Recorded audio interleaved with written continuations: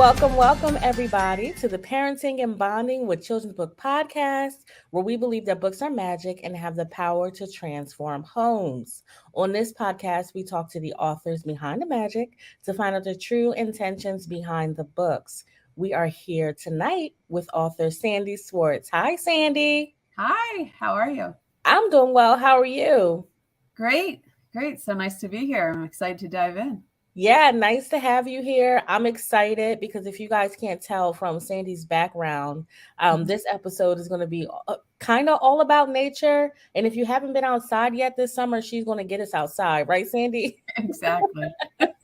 So excited about it. So I'm going to give you guys a little background on Sandi, and then we'll just go from there. So she's the founder and director of the Ecohappiness Project, author of the parenting book, Finding Ecohappiness, Fun Nature Activities to Help Your Kids Feel Happier and Calmer. That's a big thing. She's the co-author of the children's book, Sky Search for Ecohappiness. Sandi, do you say eco or echo? I say eco. You say eco? Okay. And she's a journalist specializing in parenting, environmental, and wellness topics. And you are the mom of 2 school-age children. Yes. And my son just turned 14. We can't believe it. He can't even believe it. So I have definitely a teenager in the house. And then my daughter just turned 10. Just turned 10. Okay. And whereabout are you in the States? We're in Florida. You're in Florida. Okay. We're over here in Dallas. So the heat, the temperature is probably similar, but the humidity is quite different, right? Yes. So it gets trickier for us to go outside in the summer, unlike a lot of the country where that's when they want to run outside. Yeah, as soon as I walk outside, I'm just like, gosh, the humidity is just too much in Dallas. I'm originally from the East Coast, from New Jersey. So I'm still, after 4 years, trying to get used to how humid it is when I step outside. So I'm a Jersey girl too. And actually we go up to New Jersey for the summer to escape the heat. That's my little What part trip. of Jersey? Look, we're getting away that every time. South Jersey. South Jersey near Philadelphia. Yeah. I'm from Delran. Oh my gosh, Cherry Hill. We were neighbors. That's hilarious. That is awesome. And we both ventured away. So what do you miss the most? What do I miss the most? Gosh, I don't know. I guess seasons can be. I was never a big winter fan, but I do miss just. Instead of here in Florida, you don't even look at the weather because it's the same every day, except now it's just too hot, right? Got you. Okay. Well, I'll tell you, because they know that next to children's books all day, I can talk about food. And that is probably what I miss the most they say like the water is just not the same. Water. So they say the water is still not the same. So we'll never get the bread like that we get. So sandwiches are different, pizza's different, like it's all different over here. Although we grew up with Wawa, and now I don't know if they're in Texas, Wawa. But they're in Florida, so we have Wawa here already. Don't talk to me about Wawa. I miss it so much. Like I miss just being able to go to Wawa, get a sub. Did I call it a sub? Get a hoagie. Yes, it's a hoagie. It is a hoagie. Cool. Gosh, you can tell I've been here. Okay, it's been 4 minutes now talking about Jersey, but it's still in the heart. Okay, so we ventured off. Sandi, we are here to talk about your book, Sky Search for Ecohappiness. You're the co-author of this book, correct? Yes, and there's actually a New Jersey connection because so the premise was that I wrote the parenting book. And the whole message is this connection between nature and mental health. Yeah. And I just had this idea that a children's book would be so wonderful to go hand in hand with a parenting book. Yeah. Because, especially with the mental health crisis and kids struggling. And so it's like a fun way to spark the conversation about emotional, well-being. And so I turned to Julie Neustatter, who grew up in New Jersey as well. Okay. And she is a an educator, a teacher, and she'd worked with a lot of young children doing a lot of social emotional learning. So I kind of went with her with the idea, the vision, what can we pull from my parenting book to bring this to life? And it actually takes place at the beach, because the beach where she grew up and where we go to every summer near Atlantic City, kind of like sparked that idea that we're going to have the main character, she's feeling blue and she's in her house, and her mom suggests she go outside and find her friends, and they're all at the beach doing something that helps them feel happier and calmer. So the beach, it's funny though, the illustrator, I think, made it more a California style beach or Florida, because there's some palm trees, not exactly what you find in New Jersey, but the premise was inspired by the Jersey Shore. I love it. I love that it was inspired by the Jersey Shore, the premise of it. And, it helps it to make it a more, everybody kind of pick up the book and feel like that, there's a piece of them. There's that Jersey background, but it looks like California. So, it'll please everybody. So tell us more about, if you can, the book, and maybe one or two of the things that the children are doing that help them feel calm. Yes. So, and there's so many more of these activities in the parenting book. So we wanted to just pull out ones that kids can relate to, and then maybe that they never thought of. So something as simple as standing by the ocean. So she first finds a friend, and the friend's she's sitting by the shoreline, and she's just sort of grumpy and saying, I woke up on the wrong side of the bed. Yeah. And so they end up standing up and putting their toes, dipping in the warm sand and in the water, and taking these deep mindful breaths and following, the ocean waves. And so that's more of that like meditation, mindfulness aspect. Yeah. Because the parenting book there's an entire chapter on mindfulness, and connecting to nature in a mindful way. And then another part that I think was pretty cool, because I have a whole chapter on volunteering. She goes and finds a friend who's doing a beach cleanup. And a lot of people probably don't realize that a beach cleanup could be therapeutic and calming. But when we, give back, and there's a lot of research supporting, volunteerism, community service, and then add that to being outside at the beach, or, you could be cleaning up a local park if you don't live by the ocean. And so it's just it's all these fun, enjoyable activities that also help kids feel better. That's so good. And just when you talk about like a beach cleanup and how we may not realize that it can be a calming thing. When we're in our home, I mean, a lot of people clean up their houses when they need like to clear their heads. They go to like a deep clean, or what we call spring cleaning. And then you add on that layer of giving back as well. I can definitely see the way you put it, how that can be so therapeutic for our children. I love the mindfulness aspect as well. I think we've been hearing a lot about the importance of mindfulness for kids, especially after quarantine and everything that, goodness, we're going through in this world right now. You speak quite a bit about the parenting book. So I'm wondering, do you recommend that parents read them like in unison, like read them together, or what are your intentions for that, for those two together? Yeah, so the parenting book is a toolkit, because it's for anybody who, there's lots of levels to it. Yeah. It can be really just an activity book. So if you don't know how to keep your kids busy this summer, there are so many ideas in there. And the benefit is that, you're getting these it's all science backed as well. So you can learn about why nature is healing. And then, a chapter like volunteering, or have one on creative arts, have one all about food too. So like gardening and cooking together and volunteering and all that, with food can be helpful. But anyway, so, it can be looked at for that. It's also, if your child is already dealing with stress and anxiety, if they're already in therapy, if they're on medication, this can enhance their, their treatment process, because nature is just like a natural healer. Yeah. So there's kind of all levels. It's from, it's from just basic fun, family fun, to all the way up to the ecotherapy that I offer. So as far as, the books, I think it's great because the children's book, and I want to show it. I'll show it there. Wonderful. It really like starts the conversation, Yeah. About how a child is feeling and then what they can do about it. So it might be good to read the children's book and then have the parents be prepared, kind of knowing the knowledge in the parenting book to then say, oh, well, which activities in the children's book got you most excited?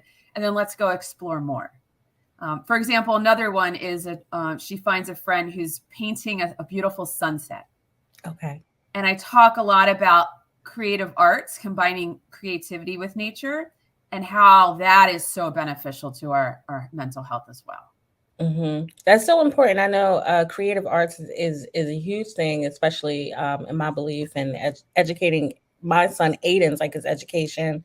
And I know in some schools they talk about taking creative arts out quite a bit. So learning how to incorporate that into our lives with our children at home is such an important thing. So we talked about therapy a bit. We talked about just having the knowledge to go along with the book.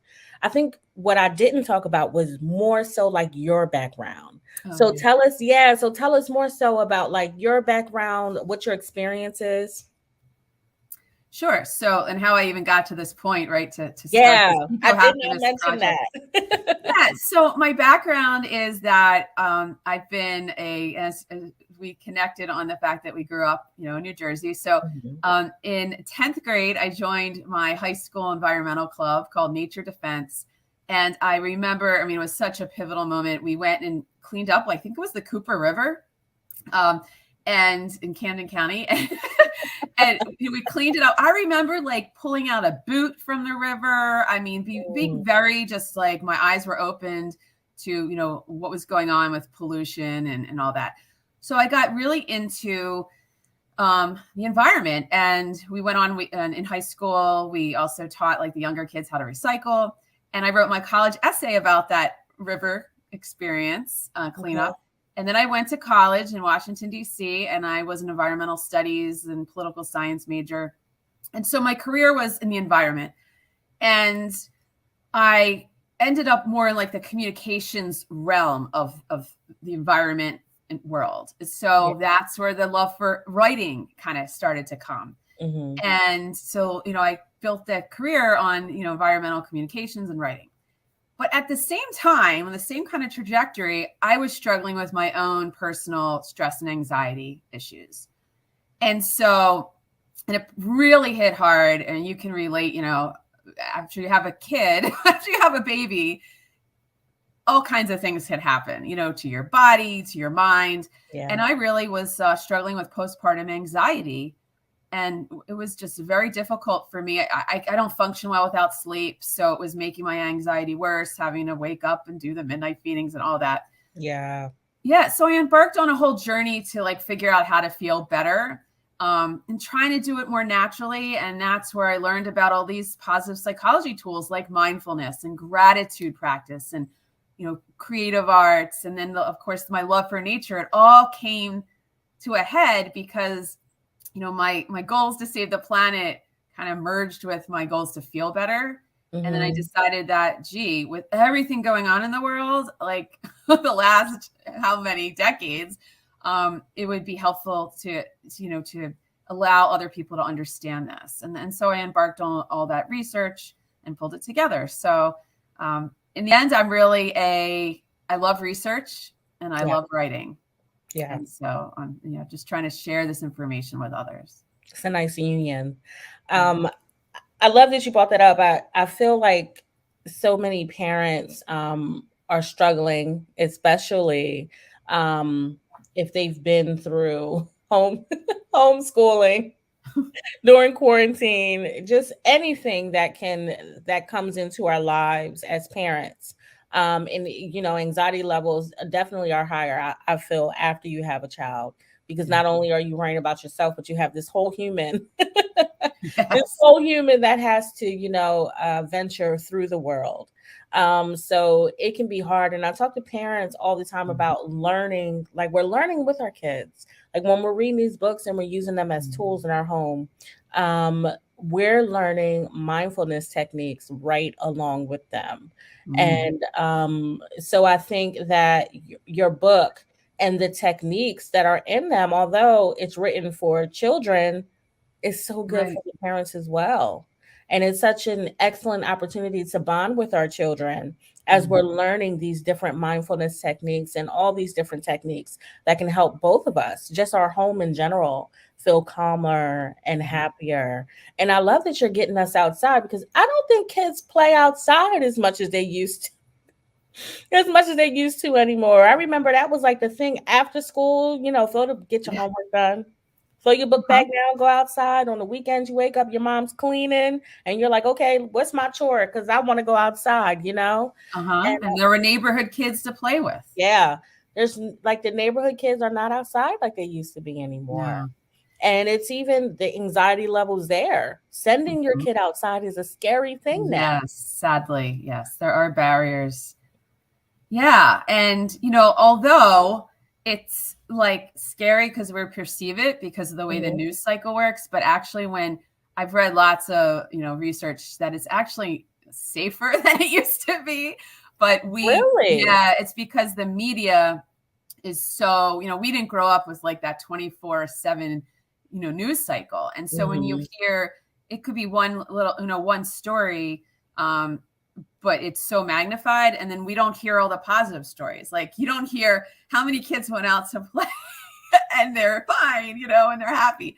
So it is an interesting time we live in the culture. So, but I really think it's important to build in nature time, like make it a habit. And, it could be something as simple. If you don't have a backyard, obviously there's a lot you can do in your backyard. If you don't have that, how about a balcony?